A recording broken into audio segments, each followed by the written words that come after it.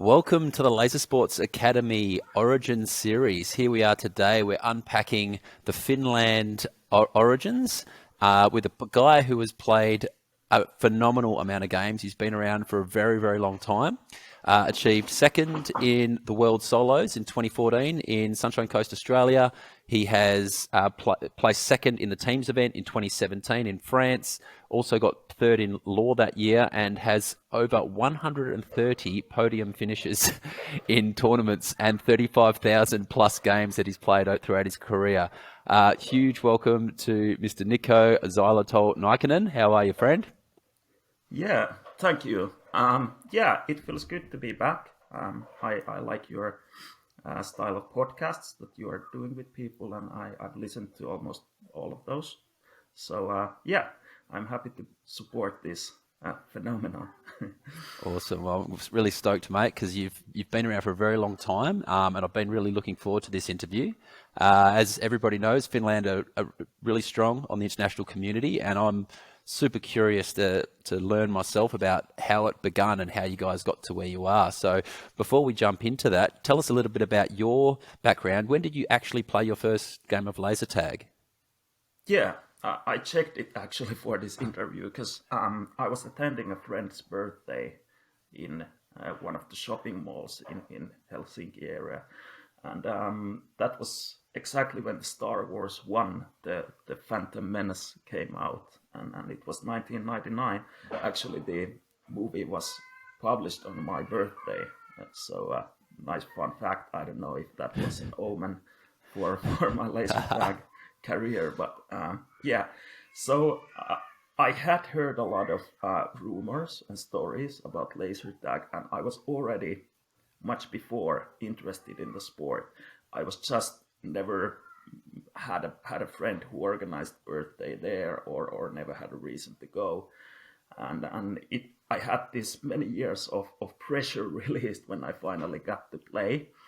Uh, it was really enjoyable, really cool. It wasn't that much of science fiction as my friends had told me. Little boys tend to color the stories even more than I do nowadays, but it was still exciting, and I really enjoyed it. I didn't do extremely well, but among the peers, among the little boys, I did somewhat good, and um, that was the first taste. It was one or two games in that site, and then we went to the movie and had the birthday party.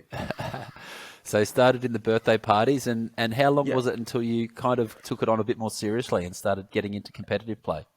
yeah, it was 1 year approximately. So in May 2000, I went to UK to attend a language course in English, and it was a smaller town in the South UK called Torquay. And so the days went on. We had a small amount of lectures and then a lot of free time, especially in the afternoons and evenings around the town. And there wasn't much to do for kids of that age. Of course, kind of there were some age restricted stuff to do, but we were too young for those entertainments. So there was this family entertainment center of the brand AMF.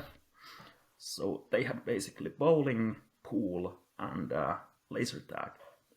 And we started with pool and bowling, and then the third tryout was the laser tag. And we actually had one guy with the membership button from Helsinki, and he told me I was really interested about how that works. I thought it was cool, he advised me kind of what's the login and what's gonna happen if I purchase membership.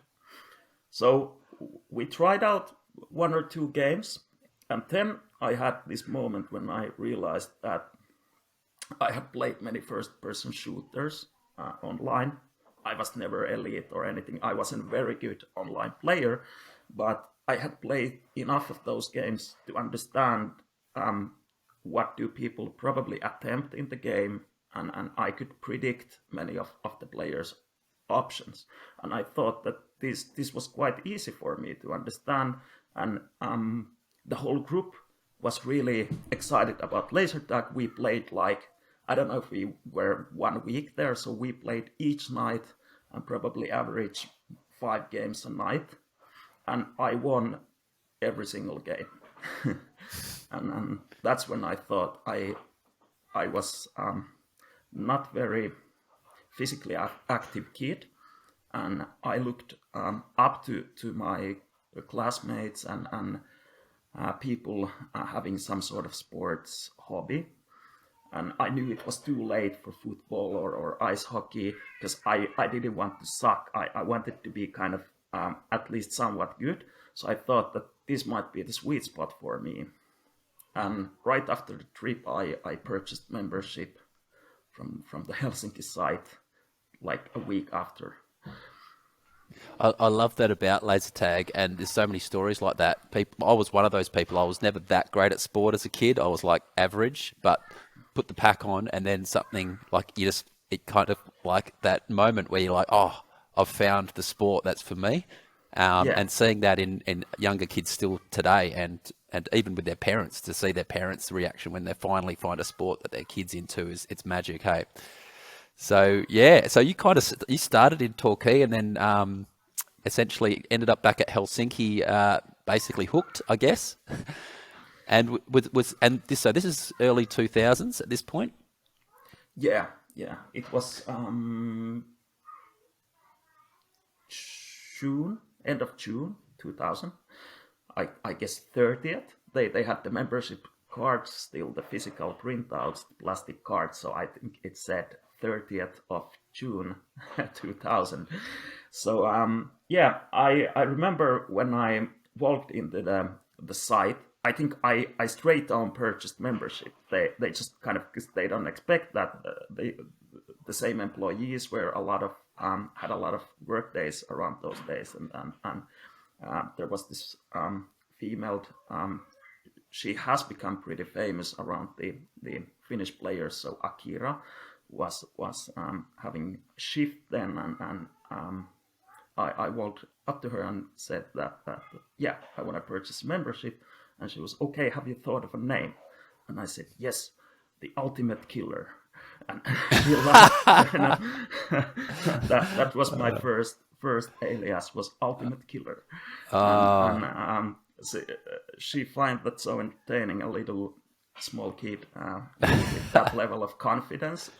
Maybe I had pumped up myself yes. and for the situation, and yeah, it began from there. And ever since I've played extremely actively.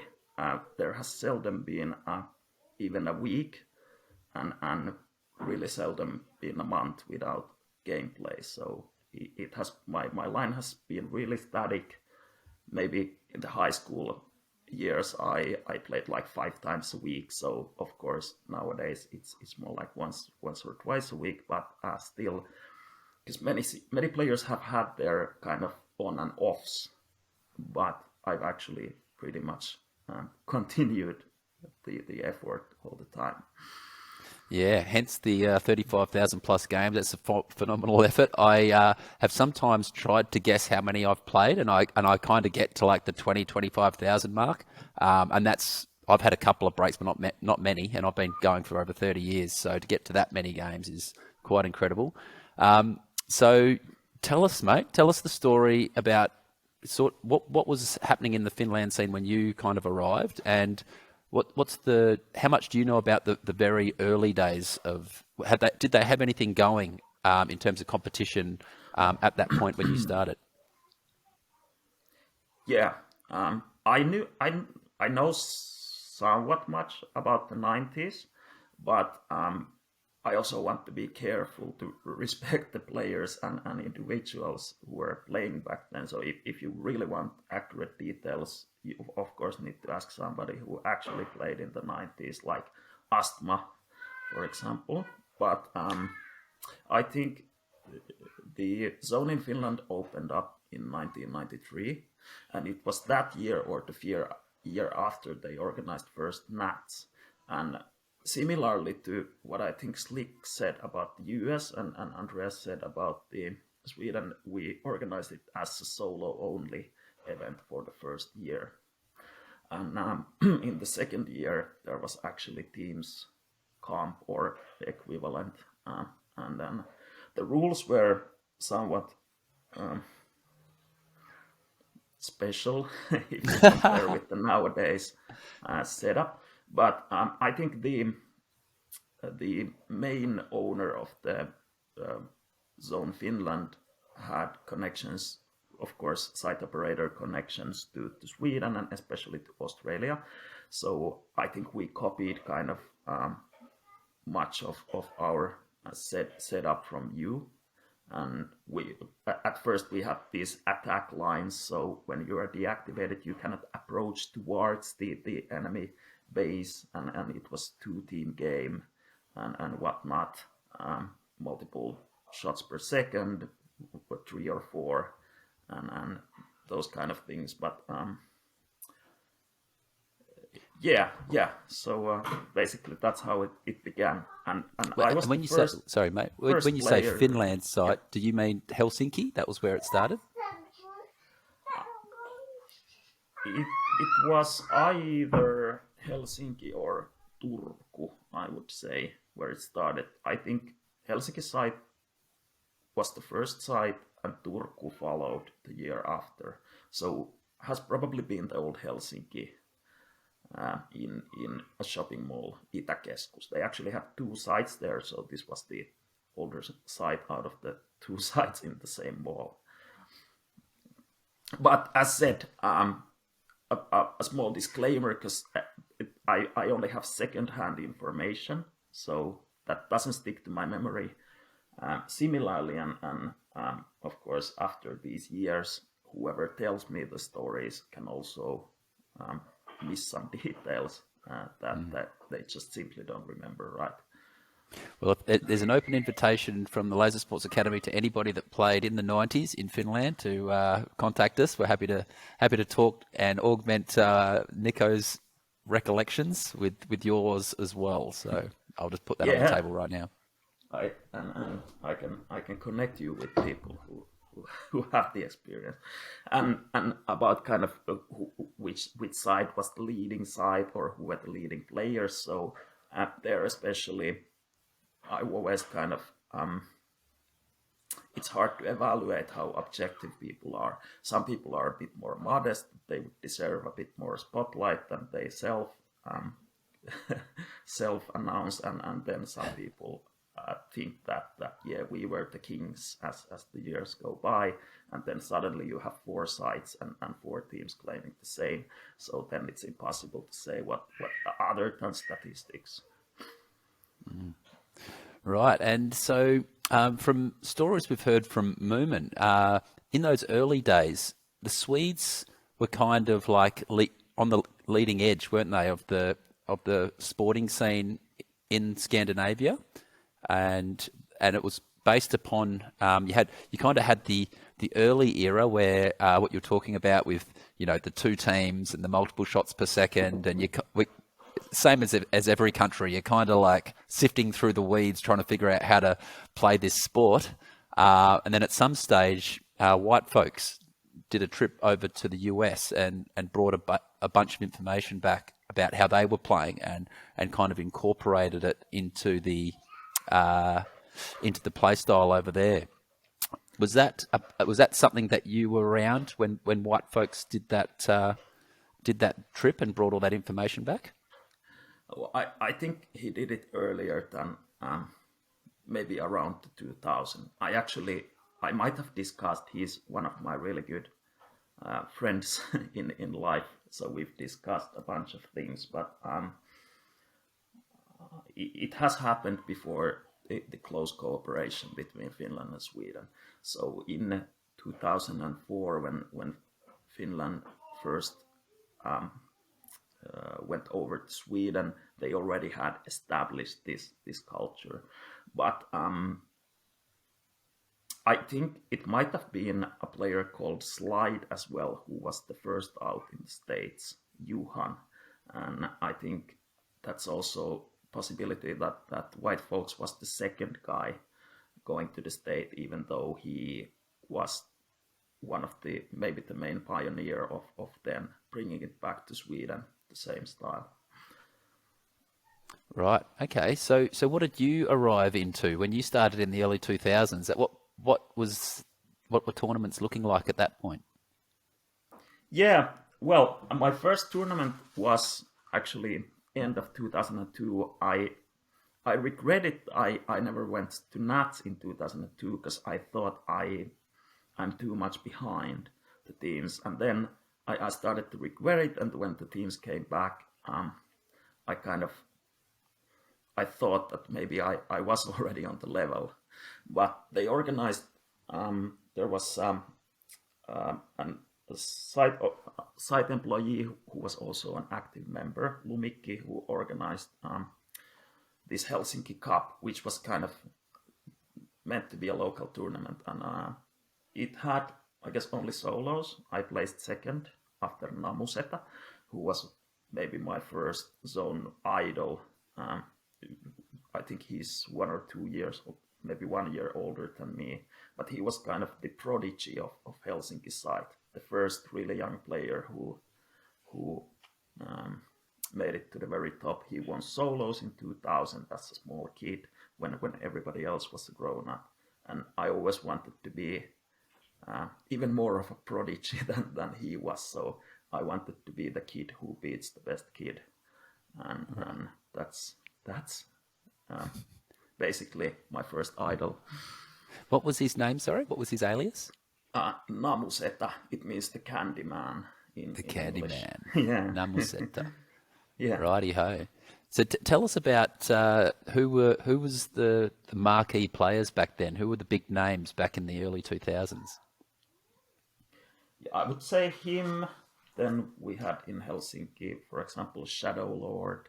Astma was on an exchange, so it was actually funny. We met with a delay because he had exchange year exactly when I attended first Nats, and I never knew this guy.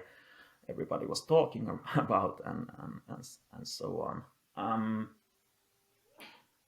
Dexter was already playing in Helsinki. Was he? Yes, we began quite much on the same time. He was maybe a month before me, having membership or so. But yeah, he's a bit younger than me, so maybe I was the first of us to accessing the adult teams and such. But then that was the Helsinki crew and a lot of many other players that I do remember, but unfortunately we don't have the time to go through everybody. Yeah. Then Turku and Tampere and Jyväskylä, and it was basically a battle between the cities. And the same city didn't win each year. Helsinki was famous for not winning the teams, as I think we've discussed earlier. So that was kind of a joke that everybody wanted to keep going. And my first Nats in 2004, when I was really young captain of the team, Astma had returned, and we were, I would say, the best team with somewhat good confidence. In the final, we had Stockholm with one US player as a guest called Shade, and then Turku. So Turku was so willing for us not to win the first time that they kind of played it to the Stockholm team. They actually they became really good friends with me. We went to the US for the first time, and so they have no reason not to be honest with this. So afterwards, they revealed that they gave up the 3 points to Stockholm for us just not to win. They were in on the joke, were they? They wanted to continue the Helsinki not winning thing. Was that part of it? Yes. Or then they are just, I don't know, misleading me. I was too young to notice this in the arena, too much of emotion, but I trust that they actually did this. So Shade actually came over from the US to play one of your early tournaments in 2002-ish, did he? Yes, in 2004. Four. To And Helsinki. so that's super interesting. how did he compare? Firstly, what system were you guys playing on at that time, and how did he compare to the Scandinavian players at that time? Yeah. Well, first about the system, we had a very special version of V5 slash Z in Helsinki. So it was Z with radio update version 3.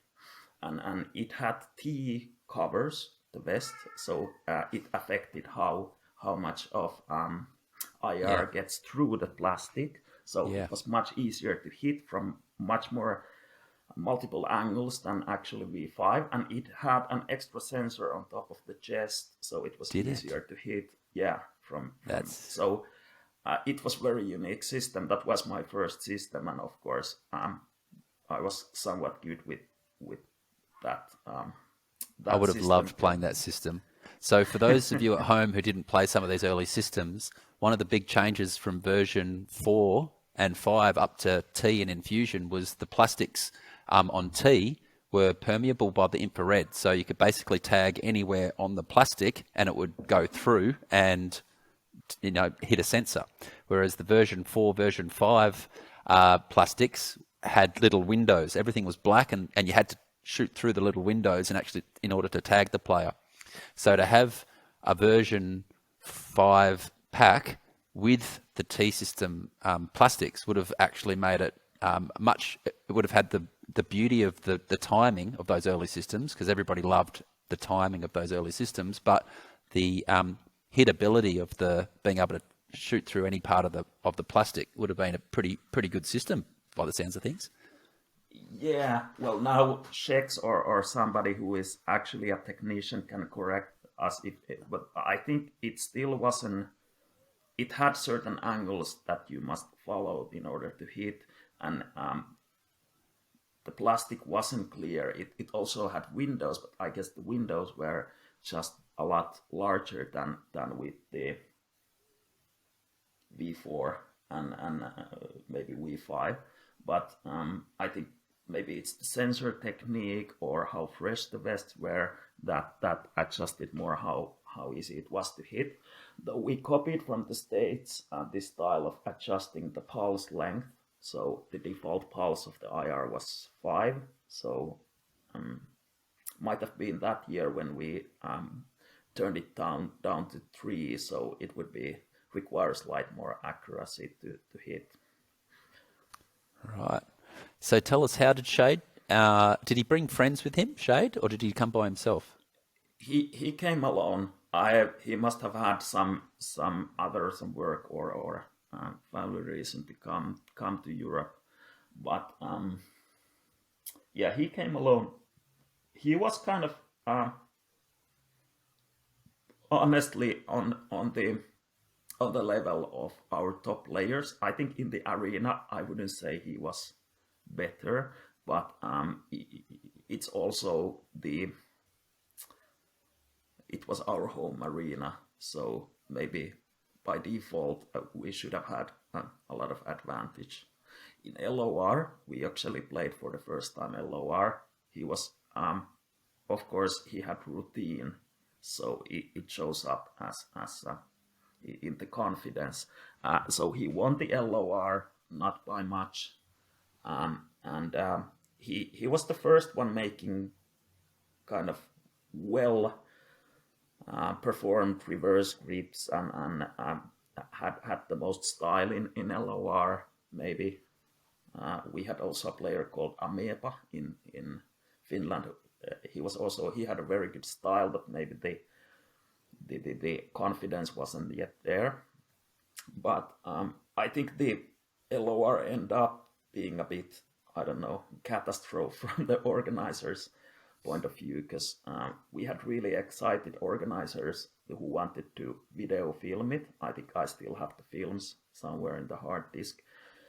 And they thought that the Z R3 packs might look better in the video or something. And then there was this theater spotlight in the center we played that they wanted to have on. So our intent was to use the V4 packs for the LOR, and that's what people had practiced on, especially as experienced guys. Then all of a sudden they threw in these packs that are much easier to hit, and I think they started those with the remote that with the default IR5, so it was totally different competition, really hard to dodge, and I was quite unhappy back then about the setup, but yeah. But I can Jade won, imagine. Yeah, nothing to take away from him. oh the Lord of the Rings lovers would have absolutely been distraught at that. There's no better way to destroy a Lord of the Rings game than to make it too easy to hit the packs. Yeah, yeah, yeah. At least back then, and yeah, of course now after playing many LOR events with a lot of differences, would have been easier to adjust. But I think I'm on the same page with you that LOR should be somewhat hard to hit to make it interesting. It's interesting about like that Shade was at a similar level to your top players because for those of you at home who don't know who Shade was one of the top players up there with Slick and Punisher in the early days over in the US, and they had been playing LOR since the late 90s, so they would have. And I know Slick was one of those players who cultivated the reverse shots.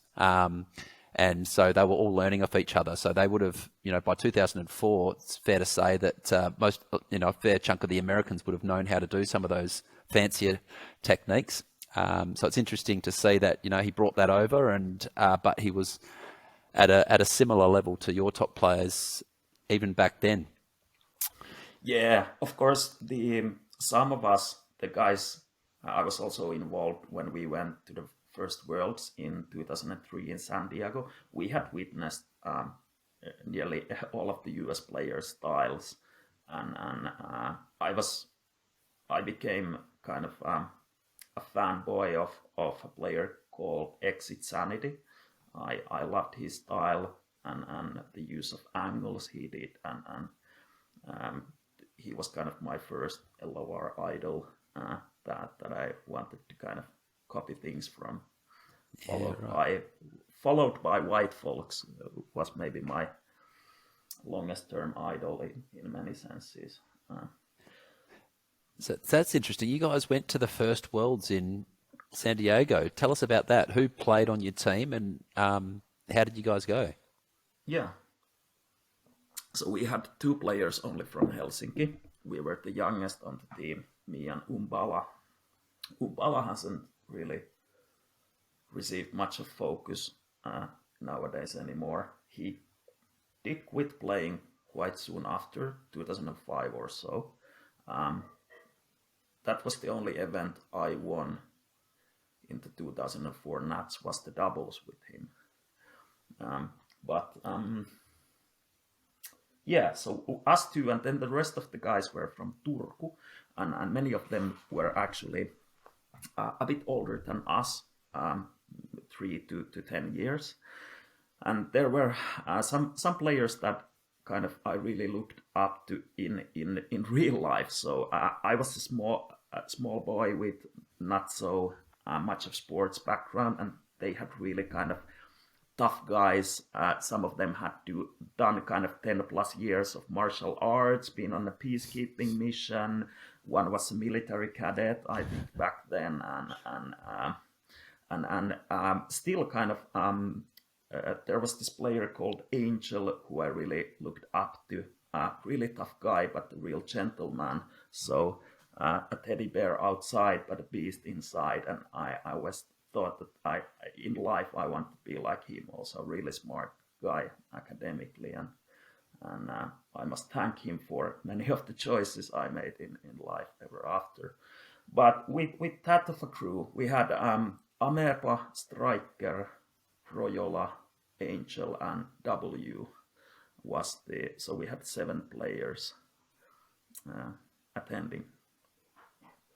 Okay, and yeah, so what was the experience of the competition? Did you guys feel like you're up to the level? Like, how did you go in the No, competitive not at wise? all. Not at all. That was the first and foremost beating we received.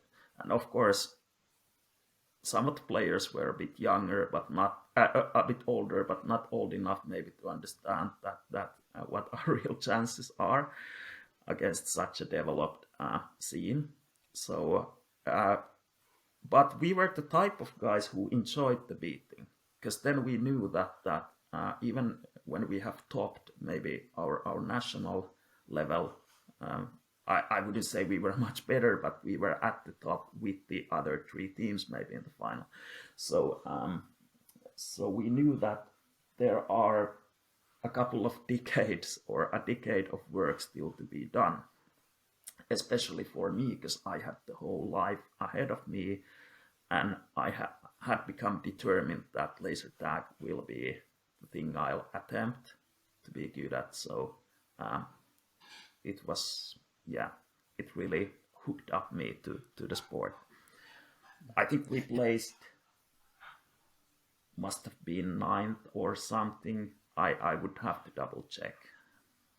It's always a bit tricky forming a team of players from different locations and trying to get that synergy and that connection between all the players in such a short amount of time, especially when you're going over and playing, really high level players on their home deck in their home arena. It can be it's not easy. You only have to be this far off, and you get beaten every time. Yeah, but honestly, I wouldn't say that was the deciding factor. I would say we did somewhat well. We trained a lot. We spent a lot of time together, especially me. I basically lived in Turku with the guys, and I trained that much with them and became good friends. Actually, funnily, there was this incident with me and Ahmed, but when we met for the first time. So I was the kid, the one who thought that I'm the king and God's gift to laser tag, as all the kids do, and I think he had a hangover day, and I said straight up to him that isn't that kind of a bit of girly thing that you are taking painkillers. And then he looked at me and said, "Listen, boy, now it's time to shut up." I was, okay, maybe that's a good idea.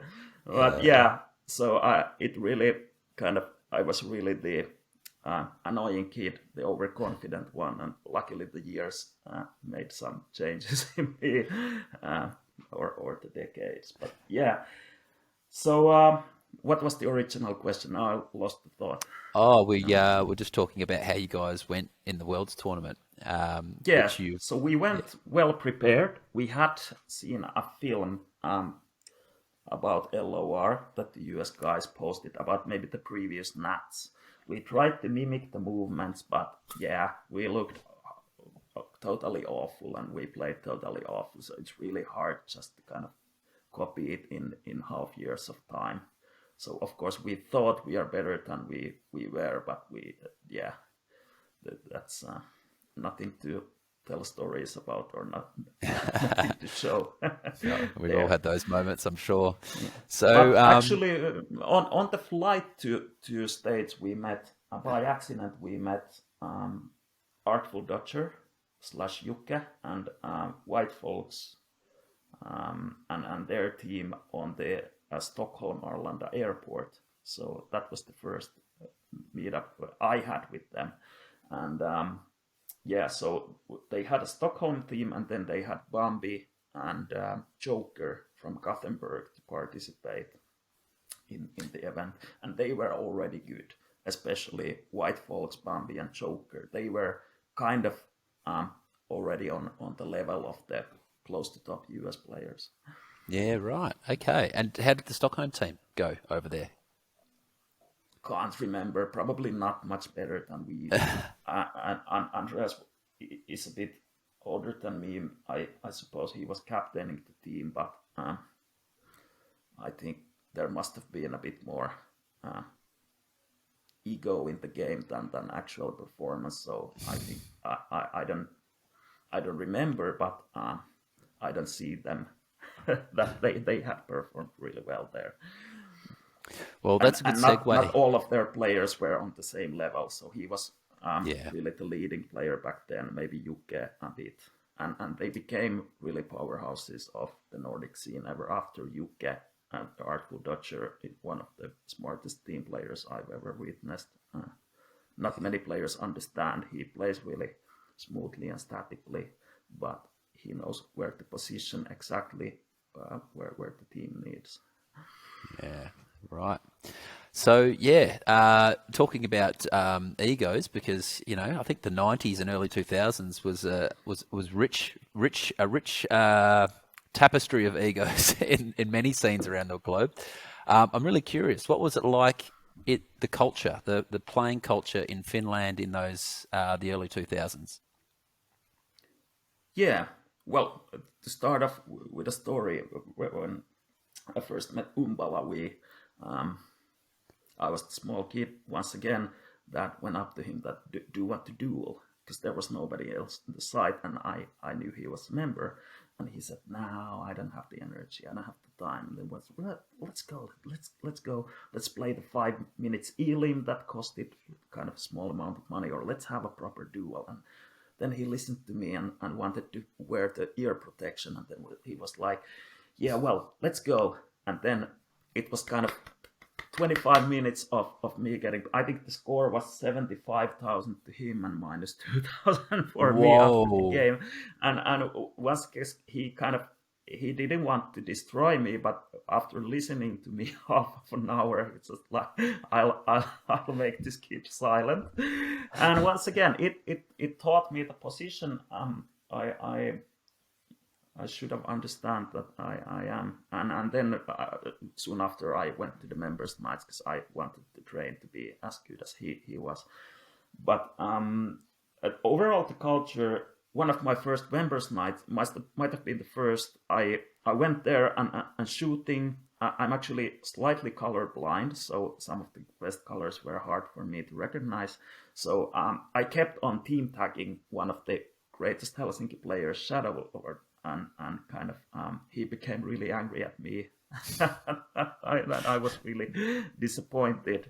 And I think one of the players in my team even was threatening me that you're getting punched if you continue to do this. It was really rare already back then. But overall, the culture was somewhat friendly, but the internet forums and maybe the internet communication style that was all smash talking and kind of trying to show everybody's place. It was really masculine and hostile, the internet culture. So many of the players had that background, that they were active on the internet, so it really showed in the 90s culture as well. It suited me quite well because me as a kid, I always transformed it to a more energy, and as being somewhat humble person, it just kind of, I see life as a progression, and I just thought that I'm in the beginning of trip, but so has everybody else been. So there are things to learn from. Right. So it was just, I guess, an observation I made when I went to Finland in 2009.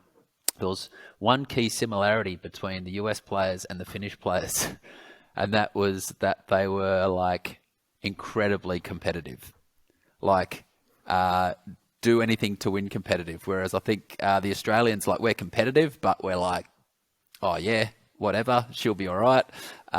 Whereas the Finnish guys were really like, yeah, love to win. Has that always been part of the Finnish culture, would you say? The, of course, the players who play in Finland have been filtered through a certain type of funnel, so it might not represent the whole national culture. But the players, yes, the players who have stick to play and play competitively, but I would say so. Nowadays we have more like different types of teams. Some and of course it has always been the case, but I think the top tier is really competitive and has been throughout my whole career in the mindset. Could be something about the Finnish culture for many reasons. There is still not too much of time after the World War II, and that history, it has affected our parents and maybe us through our parents. And then we have, for example, the mandatory conscription or military service for males, and many things that can attempt maybe the mindset. We are maybe mentally tougher as players as many of the international rivals, I would say. So seeing us giving up easily is not typically something you see. Never seen it before. I've never seen a Finland team give up that I can recall in my experience. Yeah, of course, everything happens, and we're only humans after all. But comparably, I would say that we are tough in tough situations. Yeah. Yeah, and how would you say has the culture transformed or changed in any way over the years to what it is today? Or are the at a core still highly competitive? Well, it has changed mostly towards better. When I began as a kid, nobody was coming up to me and speaking and telling about this membership. Maybe the site employees, but none of the members. And uh, then I think that the 90s hostility, it's hard to explain with people born afterwards how on earth you were um, so upfront to other people and so straight and so hostile. But if you have experienced that, it was more like a joke. It was how people joked about they kind of so. And of course, some people didn't tolerate it, and that's what has changed the most, is that how you approach new people. You are more friendly and welcoming to them. Not enough, I would say, especially in Finland. We lack this leadership, local leadership in some of the sites who organize this warm welcome and such.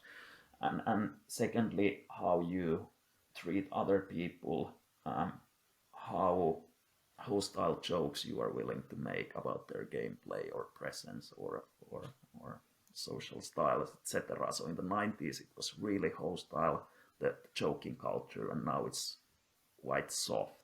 Maybe people like me, we actually miss part of the 90s because it would be nice to be a bit more aggressive in the mouth, but I've tried to adjust to the new culture, and then you have to ask somebody else whether I made it.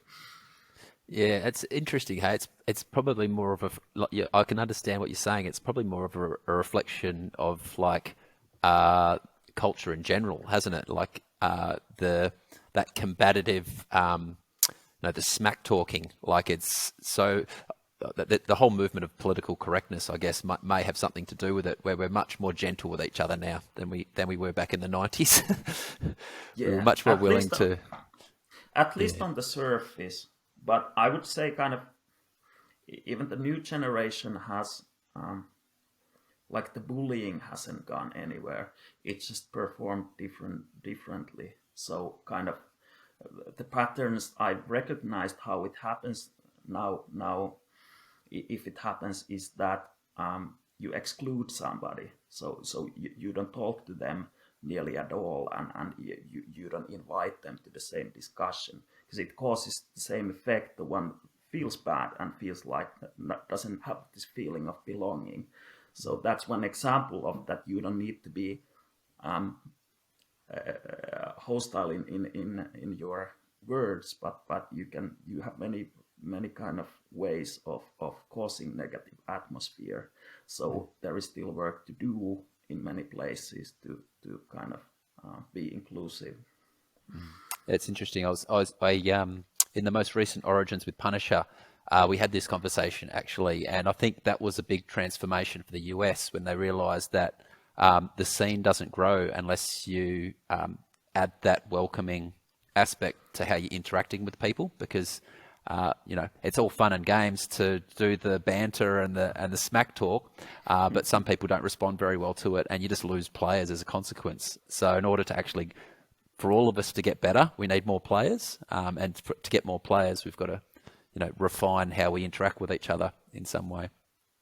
Yeah, and there our national culture shows its negative side probably. So not many players are and people are naturally inclined to be the active person. Milky was a great one from GP. He has been inactive for a couple of years, but kind of he was really excellent with people, new people, and warm welcoming. He was beloved by people for that reason.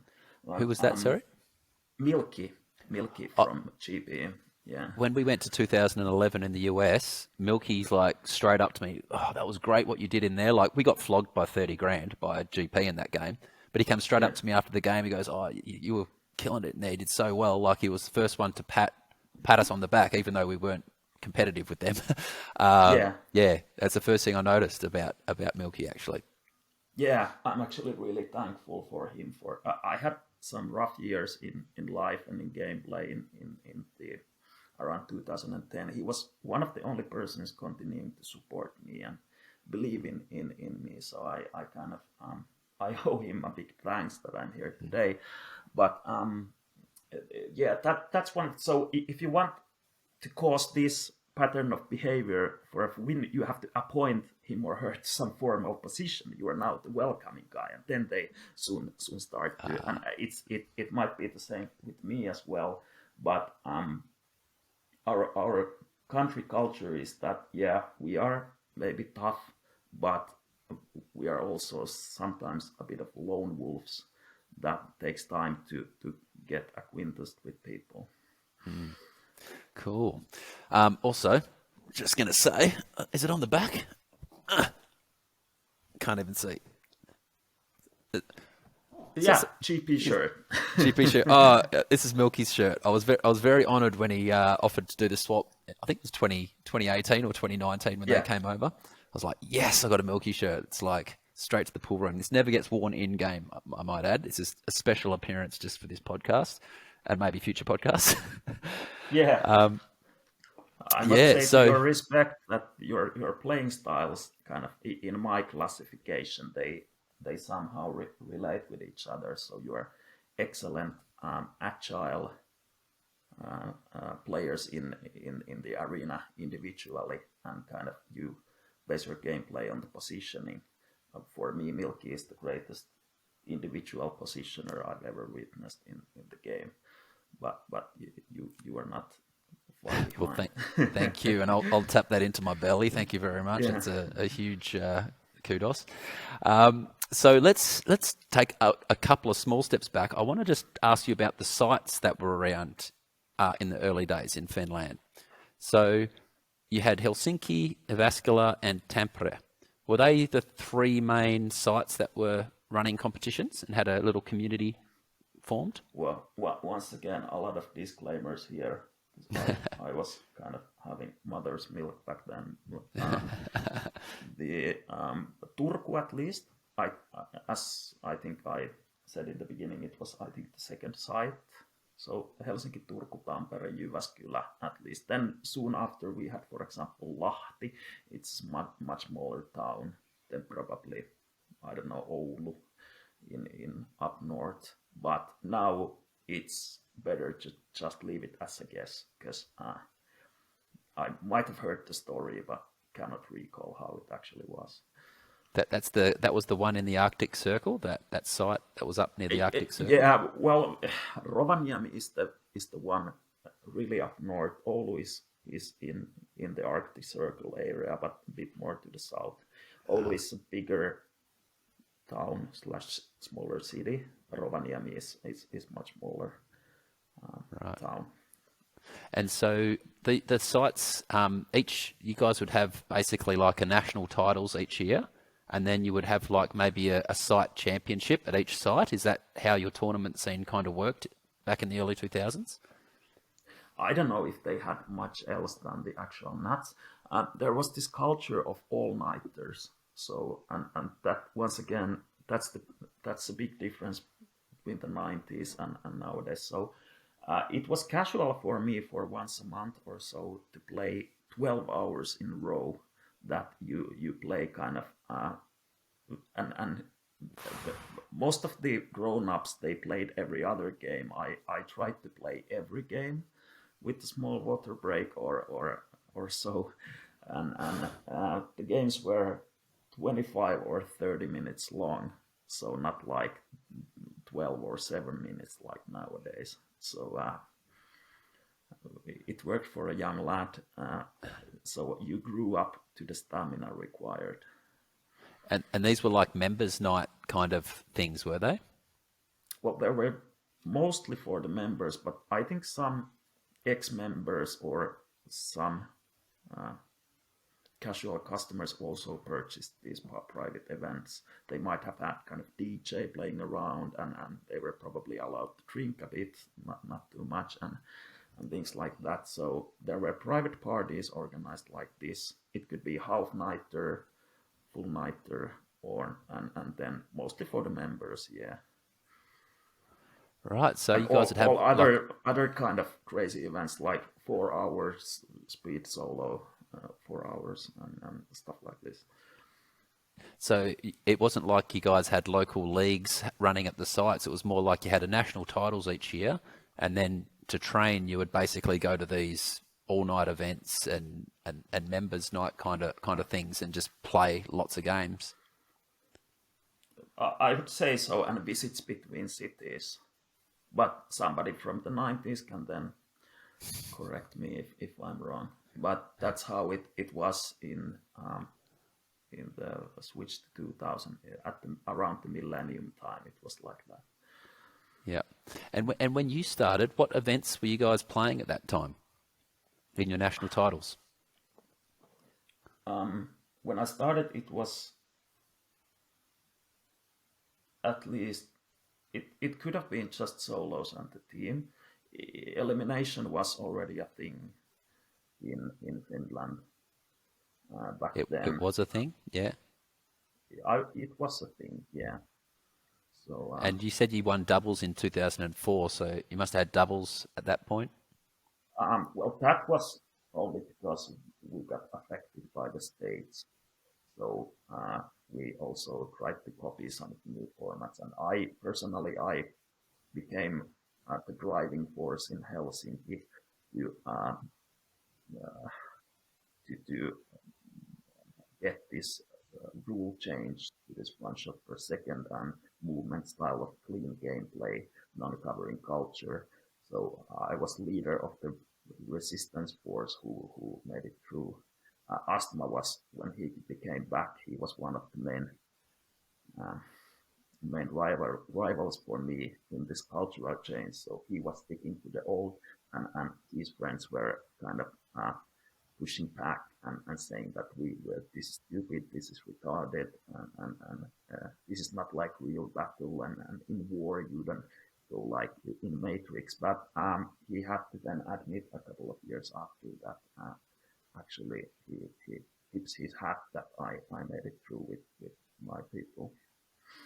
So the early 2000s for you guys was still very much a stage of like figuring out how you wanted to play and how you wanted your game to look, essentially. Yeah, yeah. It wasn't that long of a kind of wasn't that long of time it took to transform this. So maybe a 1 year, and then majority was behind our backs that actually this is better now when we don't cover, and this requires more athleticism, and this is better of a hobby to have, that you are not like in a static position for 20 minutes with your shoulders and everything hurting, that you are actually required to move, and it's better to do this for 20 years than this, right? For your life. Well, we went through the same in Australia. It happened in 2010, actually, so we were a bit late to the party, but we had such a big national tournament. We were getting 20 to 25 teams in the early 2000s, so trying to change rules and everything when you've got such a big community is like trying to turn the Titanic, 5 degrees. It's like a big job. But we had similar experiences. There's obviously a lot of people resisting it. Oh, how are we going to ref it? It's too hard to ref it. But within a year, everyone's like, oh, yeah, okay, this game is way better when we're all not covering our back. Yeah, yeah. Yeah, so that was the transformation. I personally have to thank a lot of the Swedes.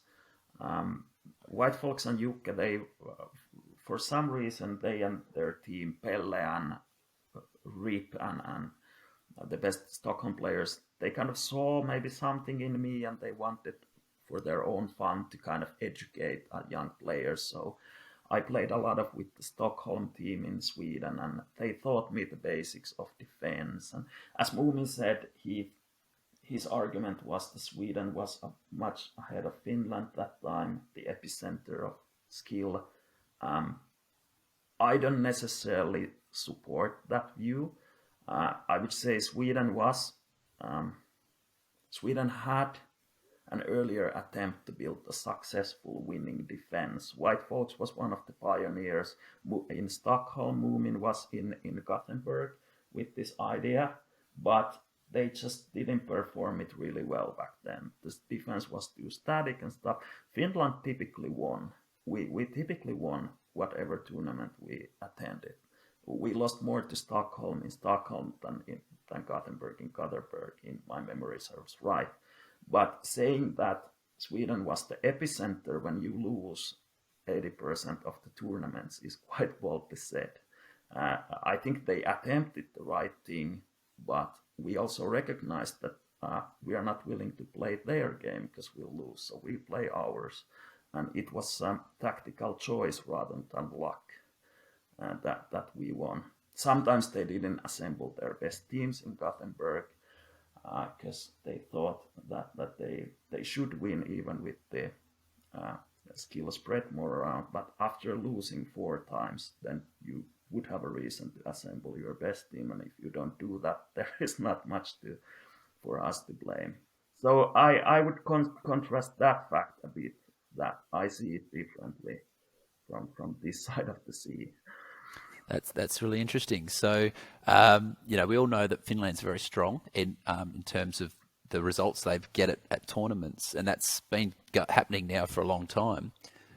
In the early days, would you put that down to a strategical advantage, like you guys kind of figured out how to play the game earlier, or was it that the players individually were stronger and better and just trained more, or was it both? Well, here we probably both agree with Moomin that it was mostly the individual side that made us strong. So we happened to have just the right amount of top tier individuals that were crazy enough to train much, and we had just enough of a good spirit, even though there wasn't much of genuine team play, and we were tough-headed guys. That's basically it.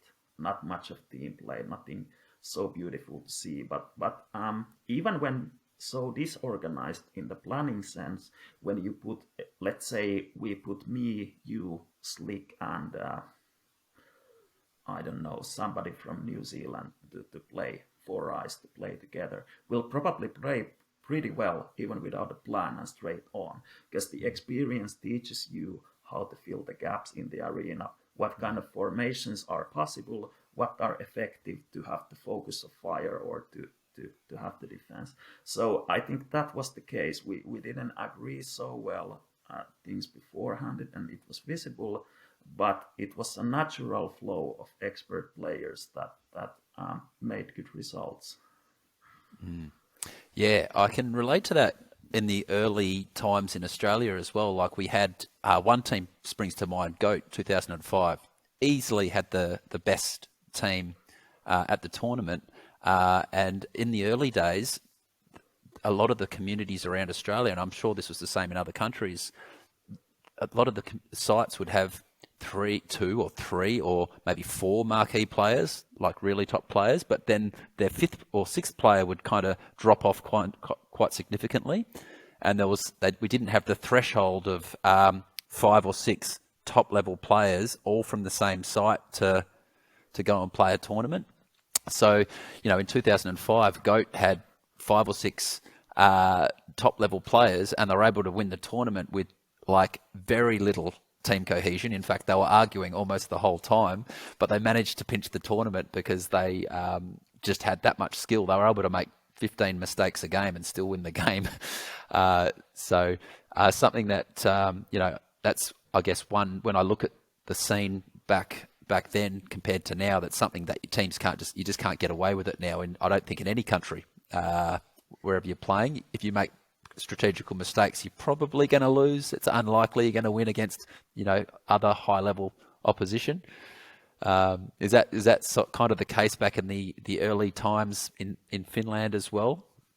Yeah. So the median or the average skill were highest in Finland for that couple of years. We had the original Turku guys and me and Astma playing together. I would say White Folks in Sweden and Bambi, especially in Gothenburg, and Zell in Gothenburg, they were individually much better than we were. Maybe Joker back then. But they just didn't have, as you said, the whole crew wasn't following their level. And they had maybe the 4th player or the 5th player in the team that didn't kind of live up to the standard. So we got to enjoy it. And it was always, we followed the situation, we did analysis. Many of us, as said, we did many things in life, especially not me, but the other guys. And I played a lot of computer games. I followed the pro scene. And I always took quite seriously that I'll analyze the situation and before we make the call how we play. And this was probably not visible for the Swedes because they thought they always play the same, they always go full attack and then. But we continued as long as we thought it's successful, and it happened to be successful as long as the Turku guys played, and we never got to change that. Actually, a funny story. When I first joined the Swedes, I was first assembling a team or part of a Finnish team. Then I was a bit, I made a dirty move and switched the team during a tournament project to Swedes. And I regretted kind of the day after. I was like, I cannot do this to my guys. And then it was too late because once I announced to them, they said that, well, we don't want to play with you anymore. Go with the Swedes. And they actually beat us, the Stockholm teams I played in the main event. I think we won the Elim. So they wanted to teach me as a young lad. I think I was 16 or so, 17. So we did these ferry cruises to Sweden to go to tournaments. Then we drove the rest of the trip and we drank a lot. I heard. I went on one of these cruises. I didn't drink a huge like what I've heard, but I've heard stories about these legendary cruises from between Finland and Sweden, and you just like load up the whole way across and party. Yeah.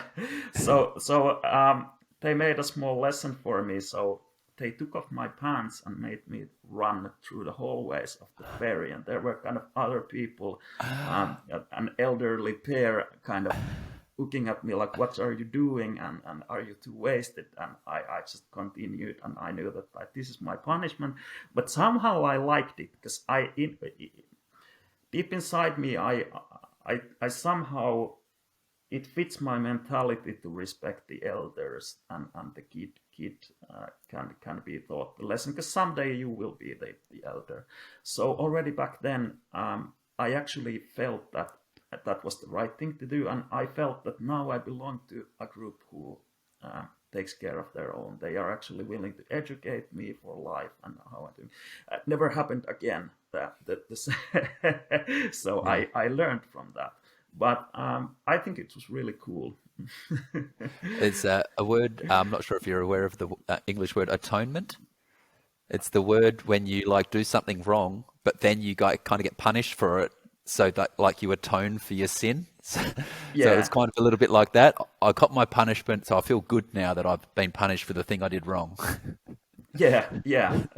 Something like that. And it was something related maybe to, I don't know, to fathership or something. I was proud to be the junior who was accepted with the senior guys, and they showed me how things work in life, so you don't disappoint your own people.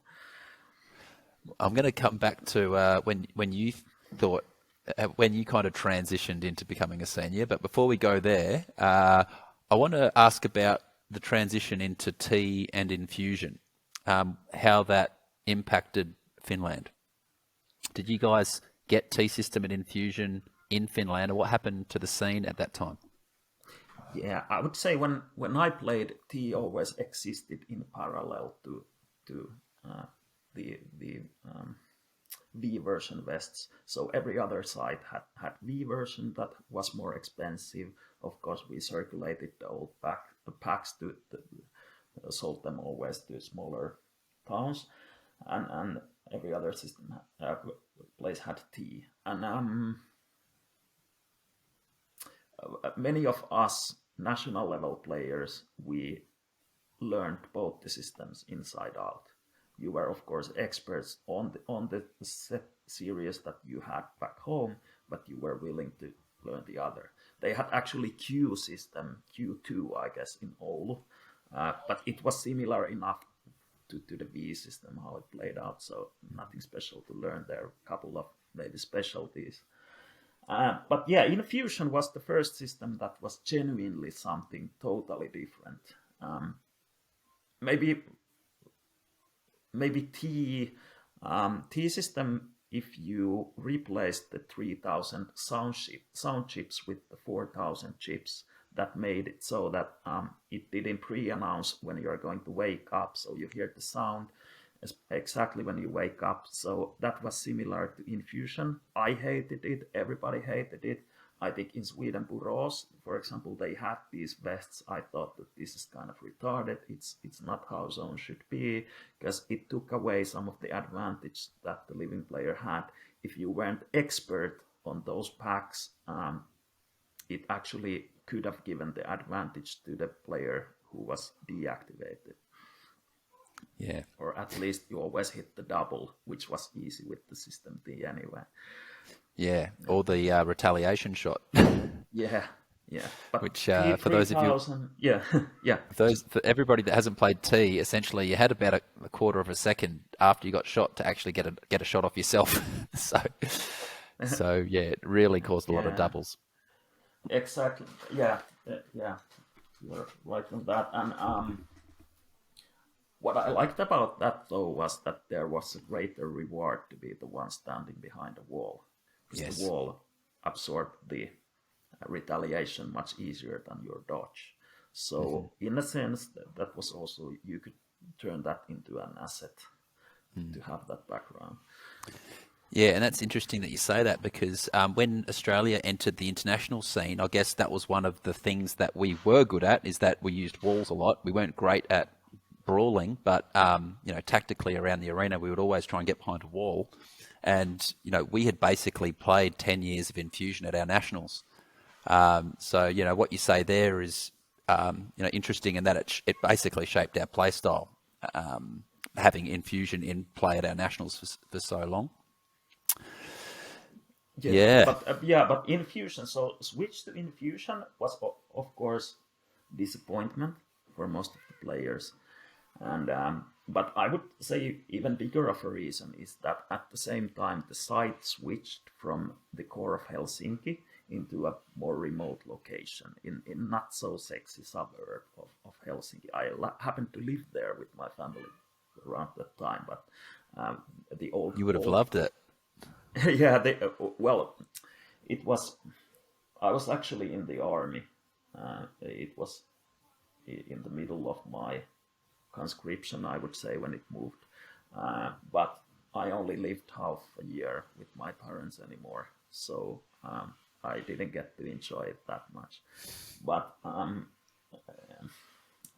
but yeah, so the switch of the site and then the site owner switch, that has been in the long term good. So the new site owner has been supportive for members and no, but the old site operators in the core of Helsinki from the year 2003 to 2006.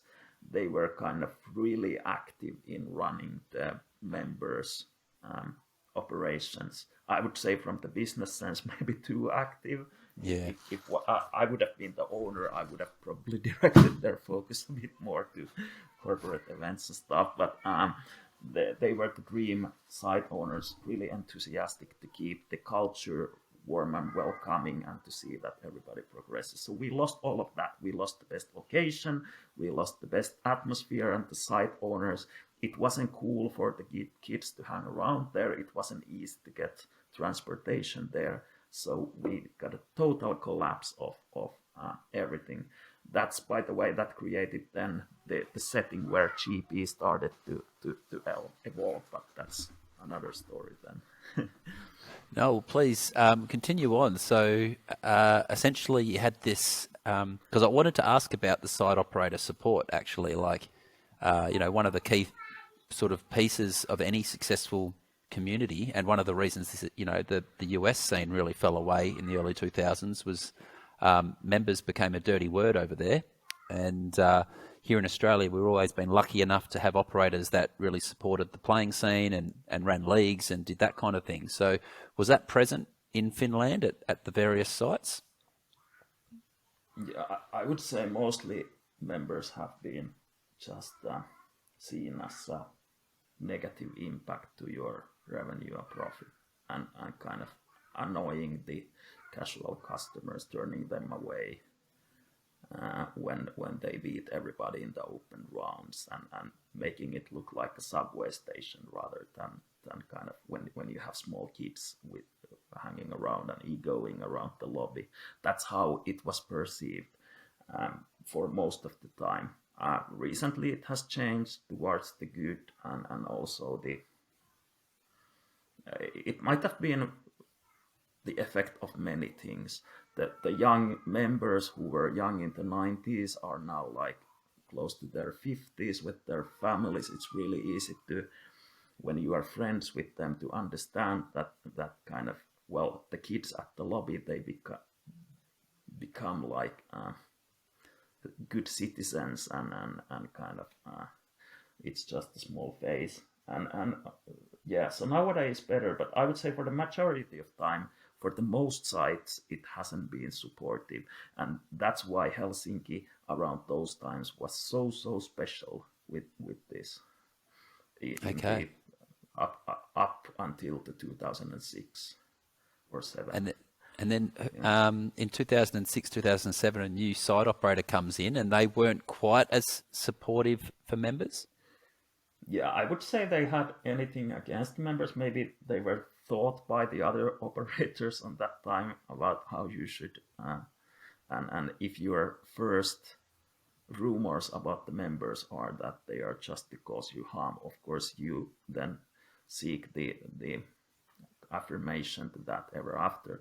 But I think soon the site operator noticed that actually she recruited many of the members to be her site employees, and she switched her mind pretty soon after.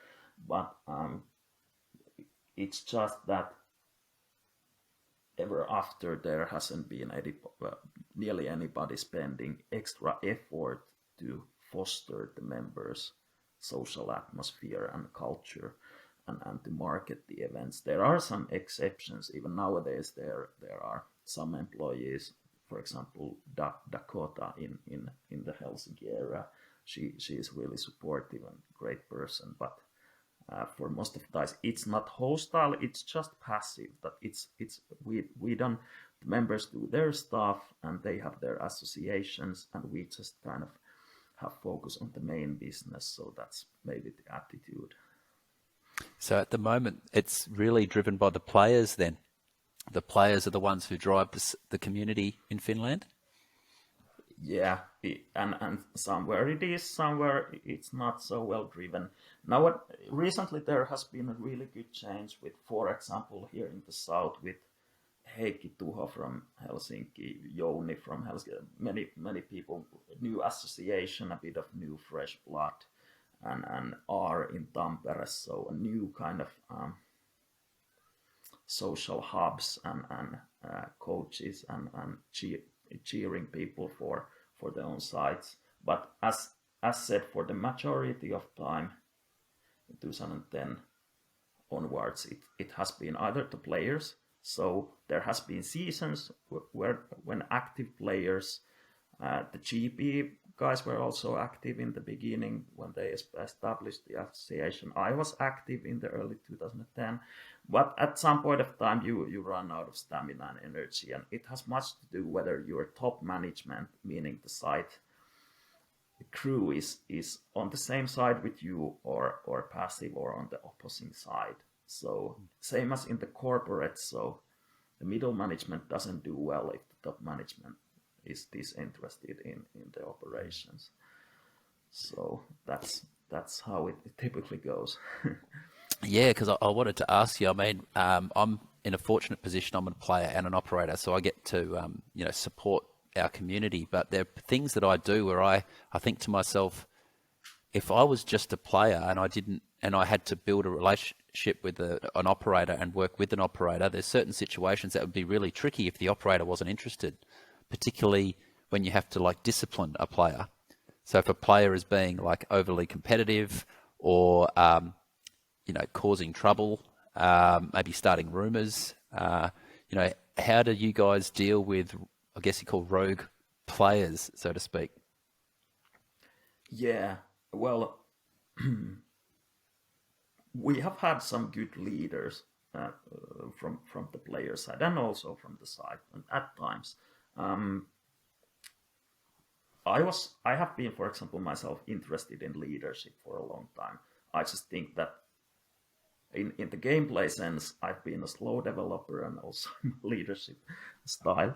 But I was always interested to learn, and that's one part of the leadership side. So I typically walked up to the players myself and gave the feedback. That's at least what I attempted to do, because I thought that I need to hone this skill for life.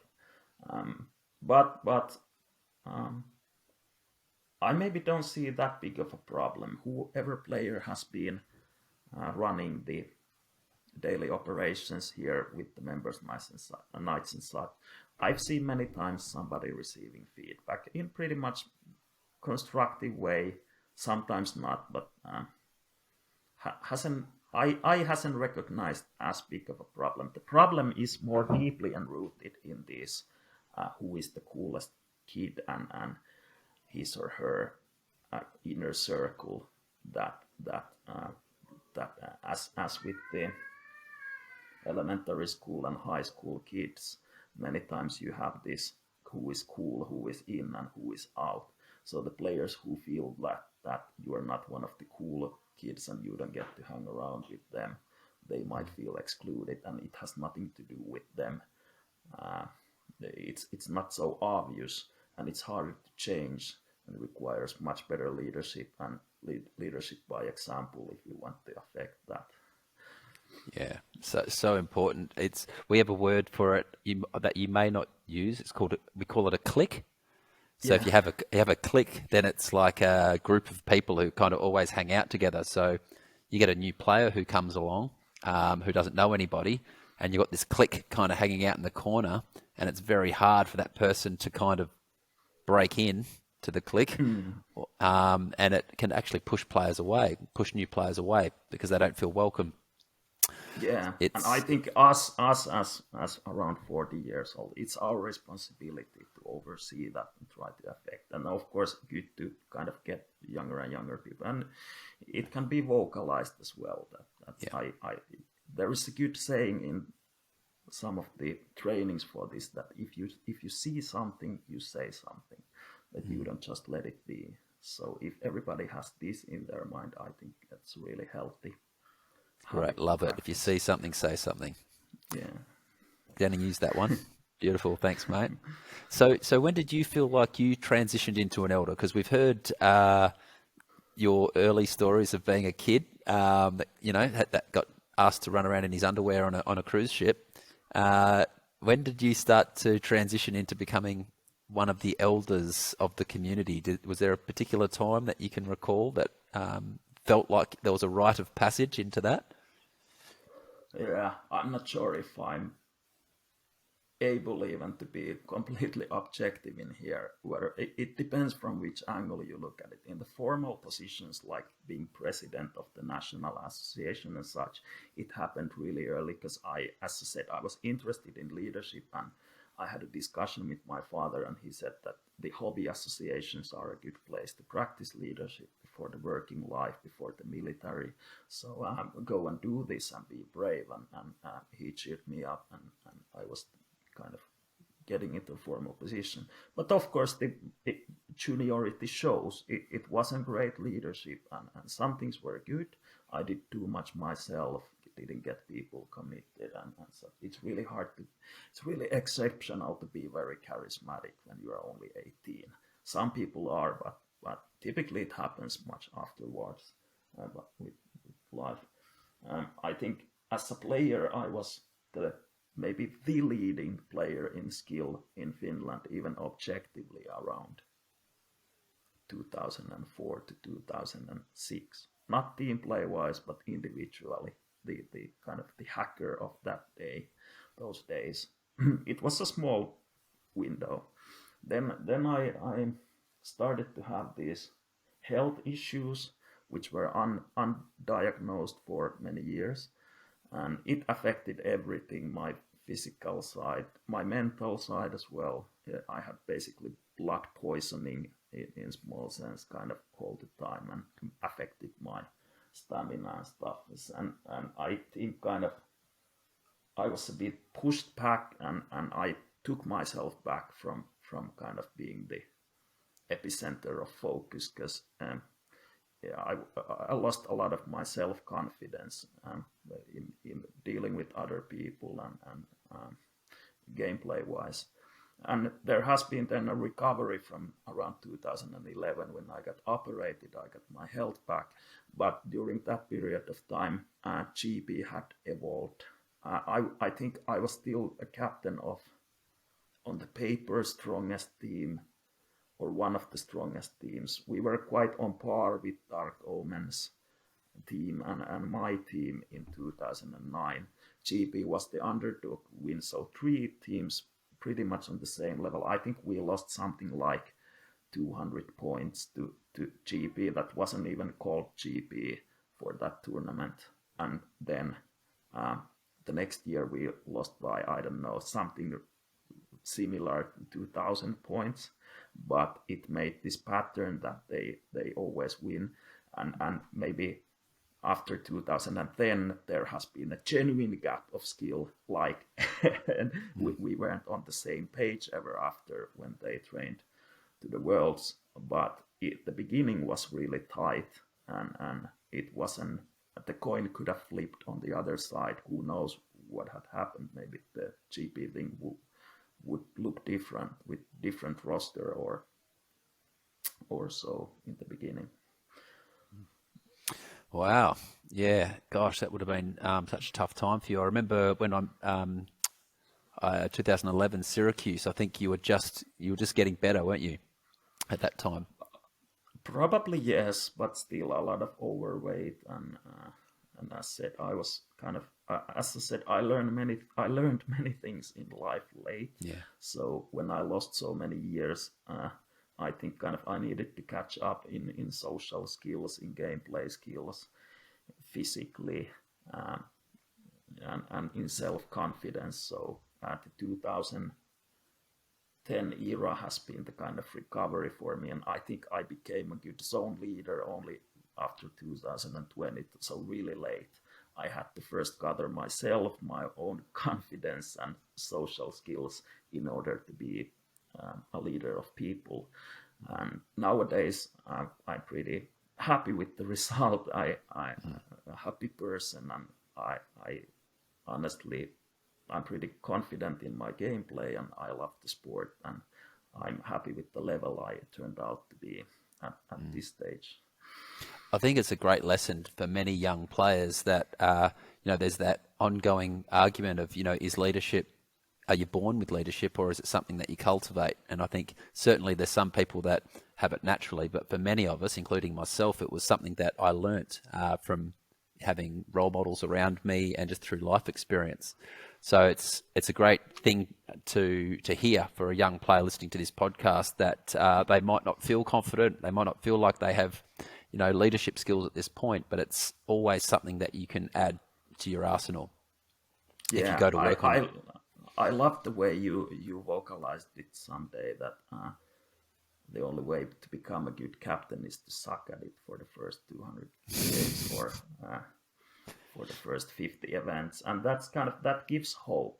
That's like it. There are many really painful lessons learned when the whole team has purchased flight tickets to Sweden or to States or to Australia, and you have trained with them. Everybody's invested their financials and effort, and as a captain, you make one mistake, either in terms of how you socialize with people, you say feedback on the wrong way, or you make one poor call and resist to change it, so you can ruin the whole performance.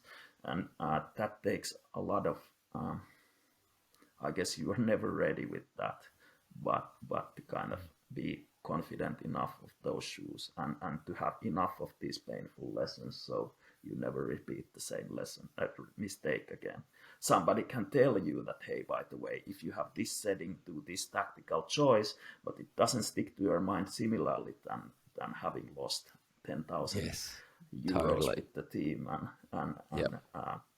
the way back where you have to Yeah. get the post-nut blues away. Yeah. Oh, it's so true. It's like your success is totally proportional to your ability to make mistakes and recover and like get on with life, if Yeah, in a tournament, if you're able to make mistakes and then move on and learn from them quickly, it means that you can, have a loss, but then get back, back on the winning circle much quicker than having a loss and then that snowballing into a second, third, and fourth loss. So, for any young player out there, your capacity to make mistakes and your willingness to make mistakes, sometimes you've got to be brave and it doesn't work out. And yeah, your capacity to just keep showing up and be willing to take risks, make mistakes, that'll that'll just feed your ability to learn quicker and grow into a better player. yeah. I would say with a small, of course, the other side of the coin is that, of course, you cannot use that as an excuse for not making effort for thinking. Some players are more thinkers than doers. Some are more doers than thinkers. As if you want to be great, you need to be doing both. But kind of, as long as you don't use it as an excuse. But Absolutely. inside Team GP, I'm always cautious how much I tell about our internal stuff. But the one thing I can reveal here is that we are more most worried about the tournaments where we don't do any noticeable mistakes in the prelims, Yeah, because it feels like it's going to happen, but it happens in the wrong game then. And we are very happy to make small mistakes in prelims where we can set the pattern of improvement. We can set the line line direction upwards, and that's how we view it. That's how important absolutely. it is. In 2018, when GP first came to Australia, the team I was playing on, the Maroons, we won a clean sweep of our round robin, and at the end of that, we had learnt nothing, and then we went Yeah, into Cascades and proceeded to stumble down the ladder. We got 4/3 in 2 seconds or something ridiculous, and that was an example of exactly what you're talking about, where didn't lose the games we needed to at the right time of the tournament. yeah, yeah, yeah. So what else? We've talked quite a bunch of things. Maybe we haven't progressed so far in the agenda as you originally No, thought, but I've been yeah. eyeing off the agenda, and we've done pretty well. I actually want to throw it over to you now and just invite you to tell us: is there any stories that you think would be great to tell? Is there anything from the Finnish history that you think is really interesting that we haven't spoken about yet? I'll open up the floor. I think we've gone through most of it and how I can add value to it. I think kind of course, if you want to really find out what has happened and kind of get a complete picture, you have to interview a couple of more people. I I think I'm pretty good at being objective, but there is so much of emotion. This has been my life story as well as the gameplay story. So might be that the emotions have turned some facts into certain direction, and the things I remember could be complemented with the things somebody else does remember. But I think I'm pretty empty now in terms of what I had to say. Okay. Funnily enough, Dark Omen was asking me a month back that, do you remember the smell of the old site in Helsinki? And I had to say yes. And it tells about how emotionally attached we are to the old site, because you can just smell it still, how the fog machines,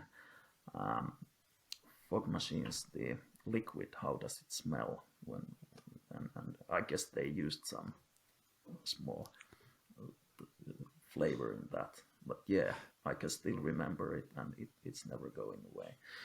That's so funny that you say that, because I literally had that insight recently. Every now and then I cop the same smell of an old 90s laser tag site. It's a Yeah, combination of like timber, carpet, sweat, dust. I don't know what it is, but they had a particular smell. yeah, They don't smell the same these days. I don't know why, and probably fog fluid as well. Probably was combined in there as well. But yeah. yeah, I they think definitely had their own odor. in US for some reason they have a specific smell in US, but you can still smell the arena. Kind of, if somebody would box it and bring it to me home, I would say that's the US arena.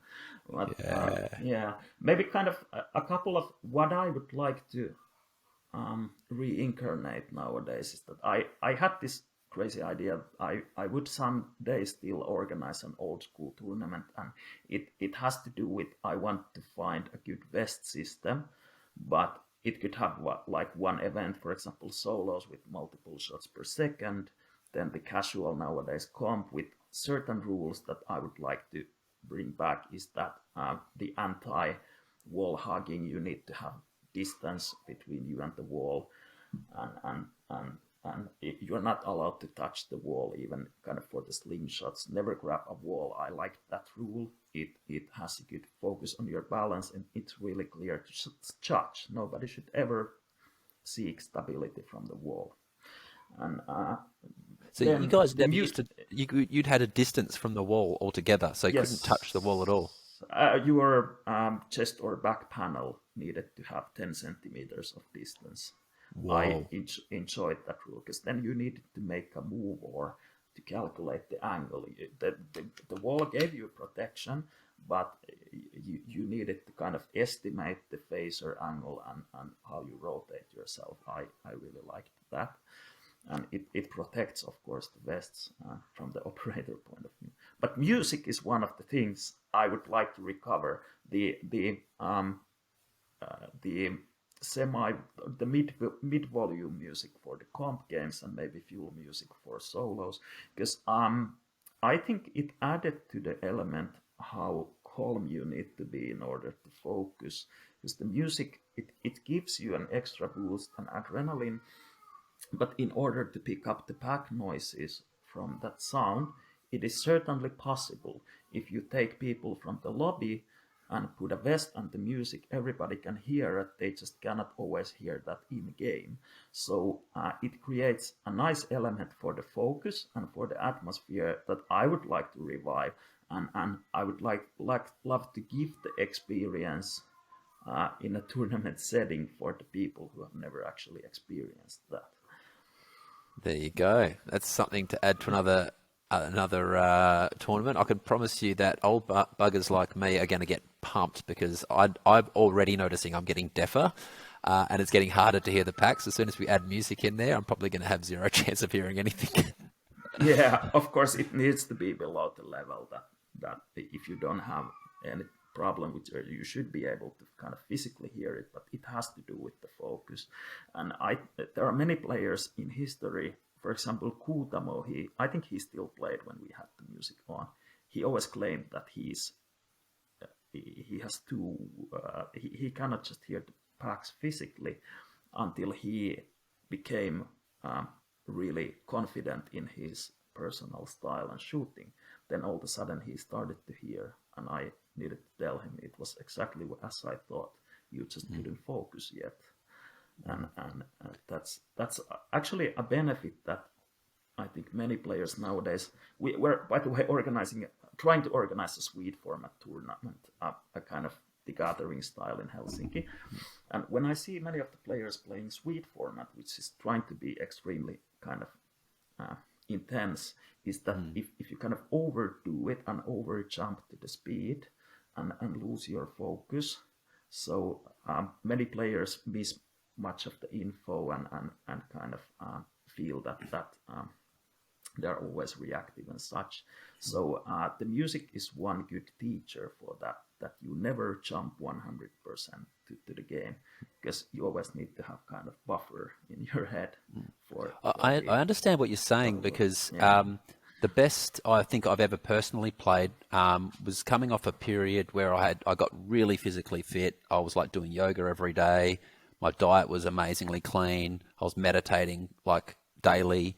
And I felt like what changed in my game is that I was able to hear the pack sound through intense noise. I could hear somebody reactivating, it was something about the frequency or the tone. I was able to hear it even when I was surrounded by complete chaos. There was something, my mind was able to focus in on the sound of the reactivation sound at a level I've never been able to actually replicate since then. So is that kind of what you're referring to in that skill of being able to focus in on the sound? Yeah, I would say your story might have been a bit more specific, but I would just say that that the physical the physical execution of you moving fast, seeking cover, and shooting, and maybe even estimating kind of what you do next. All of that, after all of that, you should have capacity free for double look thinking or triple look thinking. Okay, he is positioned there. Is he trying to trick me, or is he really attempting to bring his signal into your body? What's the kind of the team setup, etc. So you should have routine if not. But there are players who kind of put too much of focus on what's ahead of me. How do I win him? He's annoying. I don't let him trick me, and then you overdo it. And I think with the hardness of how you learn to hear the packs with the music, the only way to actually do that is to leave capacity free. And if you can extend that skill to other elements of your gameplay, I found it that for me it was easy with that background, because you never performed well if you overdid anything. That's so interesting. I've never heard that as a theory, and I think it's really valid. And I would love to test it out. It's like capacity. It's a test, isn't it? It's a science experiment. It's the ability to take in lots of variables and be able to execute well with lots of information coming in. Maybe the counter argument for that is that if somebody finds it very hard to relax, it can prolong the time to get there. So I don't know, kind of I felt like this was the story with me, but of course I had certain abilities to commitment that not everybody has. Cool. Yeah. Well, I do have one final, or maybe one or two final questions for you.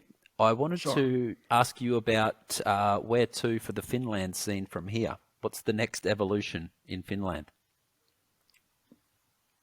Well, we are currently in the middle of some sort of a generation change, whether that's kind of full generation change, whether the people on my age group will kind of accept that the next generation is taking over in terms of the gameplay skill. Let's see. I think there is still the team GP, including me, that our plan A is still to continue and attend some big tournaments, but that's not guaranteed. That do with kind of what's going to happen. But I'm happy to see that the daily running of members events and that has been taken over by new people. As I told, we have a new association in Helsinki, R in Tampere, in Oulu they have the legacy players, probably Mystery and friends. That kind of we have new blood running things and developing new players, coaching them and trying to focus on the atmosphere. So that's a positive change. But team-wise, we still have the same names on top of the leaderboard, still have the same names on the middle. Seinäjoki has though affected this a bit, as discussed with the Nats. But it's then, so we know that we are in the middle of the change, but there are too many options now to predict what's actually going to be the output of it. Yeah, my experience has been that when you make fundamental changes in the grassroots stuff, in like how you're attracting new players and how you're developing players, the last thing that changes is the top level, because it takes so long for everything to kind of filter through. So the last thing you see is significant changes in terms of your top players and the structure of the top teams. But that's just the experience I've had. I'm really curious to see how things pan out for you guys with these changes in how you're running things. It's fair to say, no matter how smart you are and smart choices you make, kind of there's typically always some luck involved in every success story. So even if you have organized a perfect setting for the uprising talent and so on, it can be that it clicks with certain people. It can be that they win just that tournament that gets them to continue, or it can be that they lose and they decide I've spent too much of energy to it in terms of what the output was, and they quit.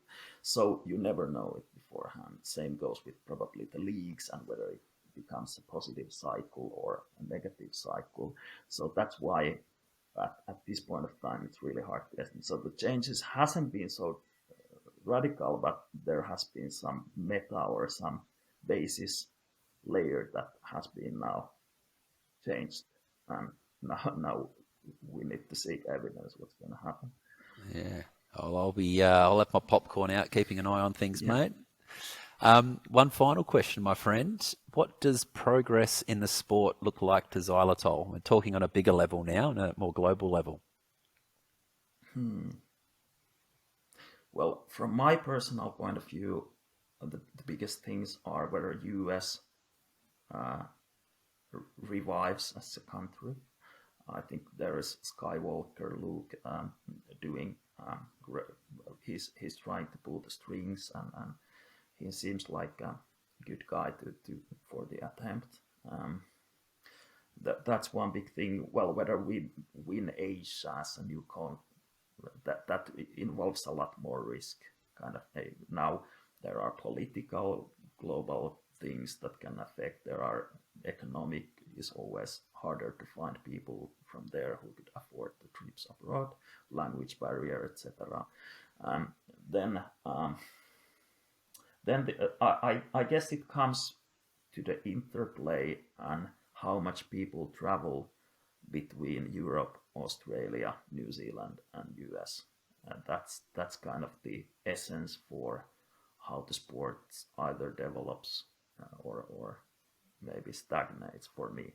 And one thing has to do with this exchange of cultures and how does that evolve? I think in Europe, to be honest, we have been too much on our knees towards Australia, so nearly all the rule changes had been one directional from Australia to Europe, and I would like to now once again be in the opposition force that the next change could be also the other way around, and kind of there are good elements I see in our and the original US kind of gameplay that aren't visible in the Australasian format. You have the biggest scene, but that cannot be used as the sole argument that we have managed to land the biggest scene, so we are right on every individual decision.